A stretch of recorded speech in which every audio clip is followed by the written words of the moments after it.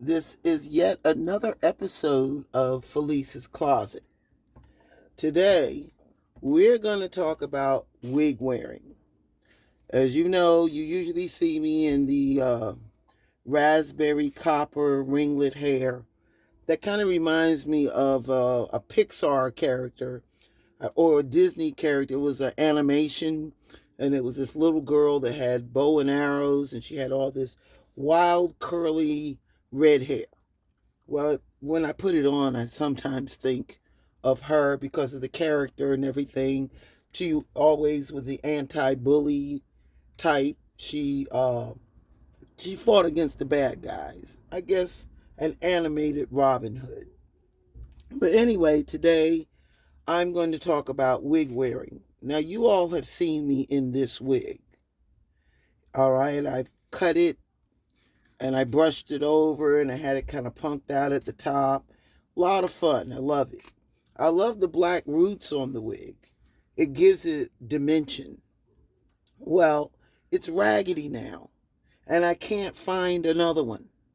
I cannot find a wig like this one. And I'm like, I trust me, I've been on the internet.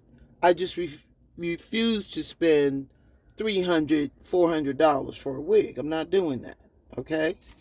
Uh, pockets don't run that deep. All right. But now finding white hair like this, they have it for the anime, and it's the cheap stuff. I even ordered one from England thinking that it was going to be the thing. I got it. I was so upset with it. And they didn't want to give me my money back. But that's why you buy things with a credit card. Because trust me, they'll get you your money. So anyway, this wig has had its day. All right. It's just not there anymore.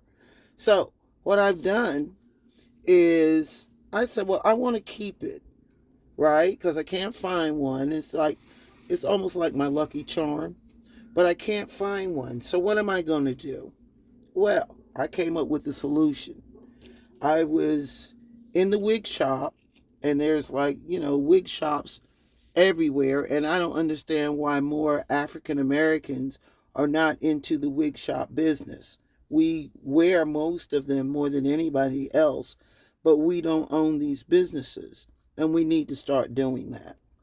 So, what I did was I went to the wig shop and I said, I think I have found the answer to my problem. So, I bought some white hair and I bought different shades of it. And I even bought something that's really, really, really, really light. This one. This is real light. It's almost like snow. So I was able to, I said, well, what am I going to do? So I took this hair, and I'm going to move this back some so that you can see all of what I'm doing. I'm still learning how to use the camera and set it up at the right angle so you can see. All right, I think that takes it back some. Yeah. All right, and then we have the hair, which is here on this piece of paper for contrast, so you can see what I'm doing. And then we have this hair, which is a totally different texture, and as you can see, a different color altogether. But I'm going to combine the both of them to get highlights. The white being the highlight. So I've taken this and cut it, and I'm stretching it out. Now these days they have pre-stretched hair, non-stretched hair. There's so many varieties and colors. A person could spend all day in this one particular place out here in Los Angeles. They exclusively have nothing but braiding hair. Nothing else. No wigs, no tracks, no nothing. All braiding hair. So it goes to show you how big the business is and what a variety of hair we can have. So what I've done is I've taken a small piece of this And since this is the highlighter, I don't need that much. So I'm going to separate it into little strands. Okay, so it's just a tiny strand. You can barely see that. See? And I'm making micro braids. So I've got this tiny piece, and then I'm going to get just a couple of hairs from here. I find that if you're working with braid hair, the best thing to do is spray it with water. If you spray it with water, it's not as fly away. So now I'm taking this and I'm going over here. I've got it on the mannequin. I don't have it securely on the mannequin. I forgot to put a straight pin in it, and I'm not going to walk away from the camera like some people do and go get things and come back. I think that's very tacky. If they're going to be there with you, then be there with you. Don't go off and go to the bathroom and come back. Start it all over again if you need to. So here it is. I have separated this into, I've taken it from 2 strands like this. See? And I'm now making it 3 by putting my finger in it and pulling and separating it. So now I have 3 individual strands held together at the top. I will go and find a spot.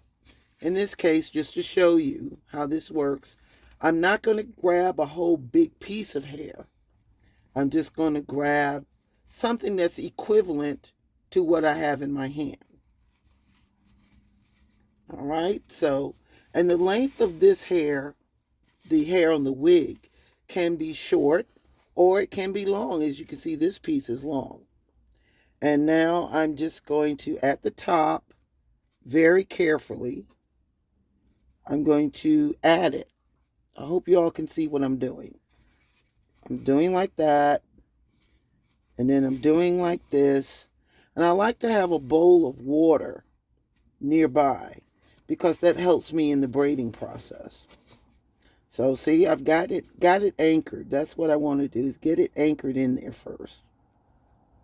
All right.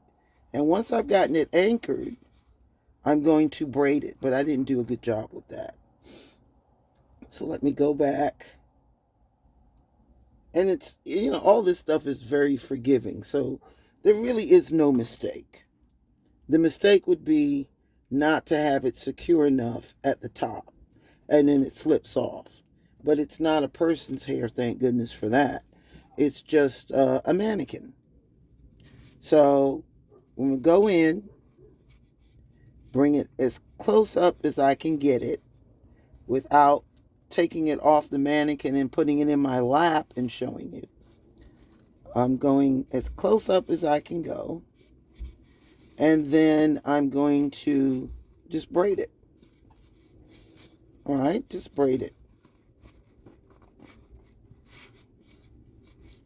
And I will adjust the strands so that they become even as I go.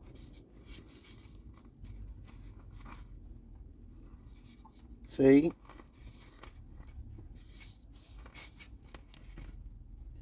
And I will just keep doing that until I braid it all the way down. See? Now, it matches the original hair. And it blends in very well. And I have 3 shades of this white hair that I blended in with the highlighted hair to give it dimension and some oomph, to add some lightness to it, because you see here it's kind of mixed. So these 3 shades became 1 shade. And like I said, I like to have water because I can dip my hands in water, and it helps with the braiding process. See? And I'm doing a technique of what they call underhand braiding, which is what most of us do. Overhand braiding, The difference is if you cornrow, then the people with the overhand, the braid is going to be flat. That's overhand. Underhand is where the braid is got a ridge on the top. So that's the difference. Now I grew up overhand braiding. I learned how to braid when I was about 5. Uh, my mom had given me a doll that had hair, and she had long hair. She was a walking doll, which was really kind of unique in the first place, because I grew up at a time when dolls were rubber dolls with rubber hair. So you didn't get a chance to comb that. But my mom had sent me a doll because I was raised by my grandparents. She sent me a doll, and it had hair, and it could walk, and it was black. She was a rebel of her own right, so she made sure that I had a black doll. And it was such a cute doll. I mean, the doll was like everything. She was like the best friend, the best this.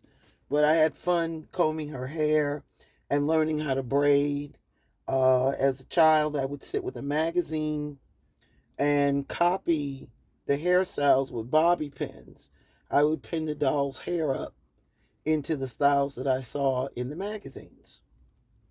So that was my beginning with braiding. I went on to have a braiding career, and when I lived in Virginia, I was teaching hair braiding. I even taught this man how to braid, number one, and then how to do extensions after that. So I've had a fun time teaching people just the things that I've learned. Okay, so you see, I braided this all the way out. Now, isn't that something? So you can take these wigs that y'all are just buying like crazy and take some time, instead of just being on the internet all the time or doing other things with your mind and hands. You've got a wig that's getting ready to get thrown out. Just think about all the wigs that get thrown out daily. How much that's contributing to gas house emissions. And let's talk about the dump places filled with synthetic hair. So do something else with it before you throw it away. Make twists. Do other things. You can actually do this and have a braided wig and gives it extended life and extend it on your pocketbook. Now I'm going to show you, this is just showing you what it's like to do it. Okay? Isn't that cute? And I kept my black roots. Something about the black roots, I don't know. And since my hair hasn't really gone gray, I still got black roots. And in some cases, my hair is white on the end and has grown in black. That's because I'm really not living a stressed life. So it's able to do that. But you see how we have this braid already in. Now, just like in the cooking commercials, they have something already in the oven. Well, this is not exactly like that. But I will turn it around so that you can see how many braids I've already done. See that? Isn't that cute? And this is so easy to do. And if you have girls or boys that want to learn about hair and hair braiding, take one of those wigs. If you're a wig wearer, take one of your wigs and let them experiment with it and see what comes out. Now, I'm going to eventually cut this because I want it to be different than the way it looks. But see how this looks? That looks pretty doggone good, doesn't it? And there's the black roots. Isn't that nice? Very simple, doesn't require a lot. And you can wear this until you feel like, okay, I'm tired of wearing braids.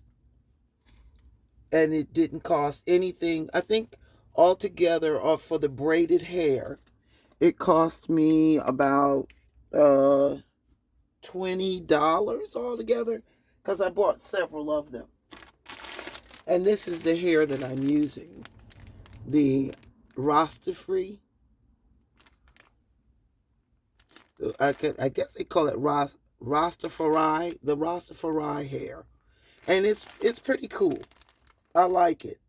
I wasn't a fan of Kanekalon, but that's the only thing you really can find nowadays. But this is just real simple. In your spare time, you can create a braided wig with the wig that you already have. Because the one thing about the wig you already have, it already fits your head. And that's another problem for me. I have sister locks. So sister locks make it, I'm real good at using that wig stocking. Trust me. By the time I'm finished, one of my friends, Joy Paris, she's always saying of Rich Girl Productions, Joy Paris of Rich Girl Productions. And she also has a channel, Rich Girl TV, no, Rich Girl Network.tv. You got to check it out because she does a lot of this Hollywood stuff. But anyway, she's another wig wearer. And she's always saying, I don't know how you do it. How do you get all of your hair underneath that wig? Well, I will show you in another video. It's really easy. But by the time I'm finished, I can wear a lot of wigs that I wouldn't be able to wear if I had my hair out. It's not going to allow it. But this wig fits my head. So that's most of the problem. Finding a wig to fit my head. But this, I know it fits my head. And look what I can do with it. Now, if I want to leave it just natural instead of cutting it, I'm going to have a really cute wig.